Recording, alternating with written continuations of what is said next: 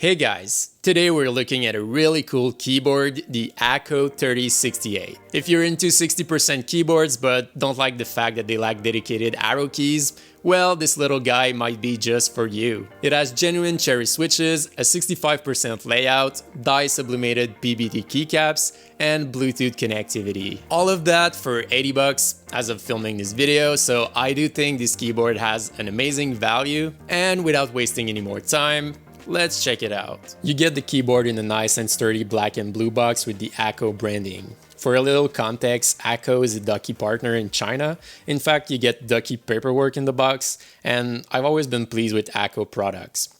You get the keyboard with a plastic dust tray, an unbraided USB Type-C cable, a keycap spooler, and replacement keycaps for the arrow and escape keys. The colored one comes pre-installed by default, but if you don't like them, you can reinstall the gray ones as well. Physically, the keyboard looks and feels really nice. It's super sturdy and the case is really thick, and it looks like it's made from PVD, so overall comparable to the AND Pro 2 in terms of quality, but even a bit thicker. And definitely better than the Ducky and GK61 cases in my opinion.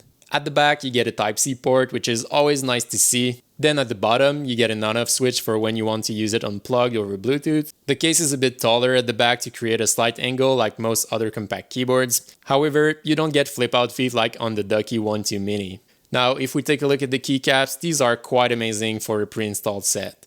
They're PVD, the legends are dye sublimated, and they have the cherry profile. Being PVD, they will be more durable and won't shine over time like ABS tends to do. Dye sublimation is a process where the ink used for the legends penetrates the plastic deeply, so it's super durable and it will probably never wear off.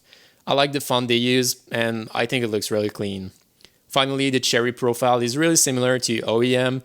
It's mostly a tad shorter, so it doesn't take any time to get used to if you ask me, and I think it looks really great. Now in terms of layout, this one is not really ANSI standard, so finding third-party keycaps will be a bit harder. But unless you're looking for a different look, the ones provided are really good and high quality, so you don't really need to replace them at all.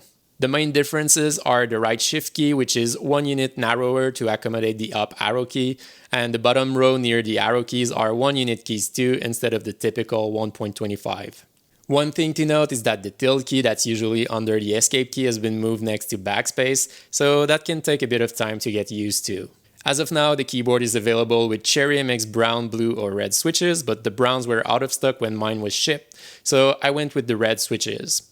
While I'm not a fan of reds usually, I did enjoy typing on this keyboard. Back in the days, I had a Corsair K75 with reds, and I remember liking it then, and yeah, it's not too bad even for typing. I have to say the keyboard has really good stabilizers, so that probably helps. They barely wobble and they feel really stable even when you hit them from the sides. They even came pre-lubed, so that probably helps as well. But here's a sound test so you get an idea.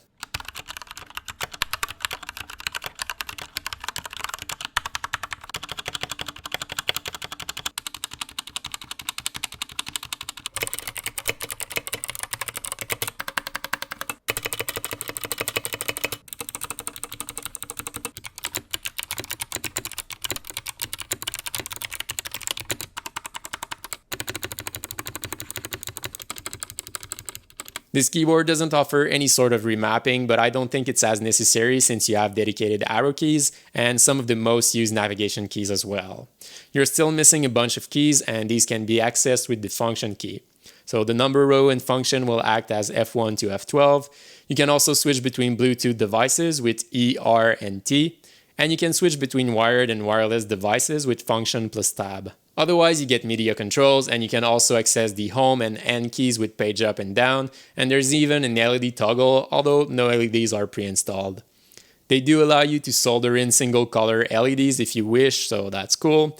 I think they didn't by default to make sure people get the longest battery life possible, but maybe it's just a cost-cutting measure too. As I mentioned earlier, this keyboard can be used wirelessly with Bluetooth, although it only features Bluetooth 3.0, which is not as energy efficient as Bluetooth 4.0. They claim the battery life is about 120 hours, which is quite impressive, although I didn't test the keyboard long enough to confirm this. This is achieved with the built-in battery, which is rated at 1800 mAh. The latency is not that perceivable. I was actually able to game over Bluetooth and it felt alright. Again, I would highly recommend you to use the wired mode for that use case, but for general web browsing or typing, I think it's decent, and same thing on my phone. Although you can switch between wired and wireless using function and tab, you actually need to hold it for 4 or 5 seconds for it to switch, so if you plan on switching between both frequently, it might slow you down a bit. I still think it's nice that you can switch between both without unplugging the keyboard or turning on the switch at the back. Same thing for switching between wireless devices, you need to hold function and E, R, or T to switch to an existing device. If you only hit the key combo, it goes into pairing mode. I think it should have been the other way around where you need to hold down the key combos for pairing mode, as that's something you won't do really often, but again, it's not the end of the world. So before ending this video, let's go over the pros and cons. First, the build quality and materials that they used are great. I also like that they went with a USB Type-C port. The included keycaps are much better than most included keycaps. You would pay close to $30 for a keycap set of this quality bought separately. Otherwise, the typing experience is great and the stabilizers are really good as well, and the fact that it supports Bluetooth connectivity and that it's quite stable with a good battery life are also amazing features, I think. Now, to the downsides, there aren't too many. I'd say that switching between devices is a bit slow since you need to hold down keys. The layout is interesting if you want arrow keys in a small package. However, finding third-party keycap sets will be harder than with a regular 60% board, since it doesn't perfectly respect the ANSI standard. I love the fact that it comes with high-quality Cherry switches, although you only get 3 options, so it could be a limiting factor for some. It doesn't have LEDs by default, although you can add your own, and I don't think it supports QMK, so you wouldn't be able to remap it to your likings if the base layout is not right for you. And finally, I wish it had Bluetooth 4.0 for an even better battery life. I really had to dig deep to find downsides, honestly, and I feel like some of these won't bother most people. So again, really pleased with this keyboard, and it would be my go-to recommendation for anyone looking for a 65% keyboard, whatever your budget is, as the value is amazing with this one. So that wraps it up for today. Let me know down below what you think about this keyboard. If I wasn't that used to 60% keyboards, I would probably use this one as my daily driver, but I'd probably go with brown switches. Anyway, as always, I'll have links down below for you to check it out and help the channel at the same time. So thank you for watching, make sure you like the video if you did, and if you didn't, just let me know why down below. Otherwise, don't forget to subscribe if you still haven't already, as I'll see you in the next video.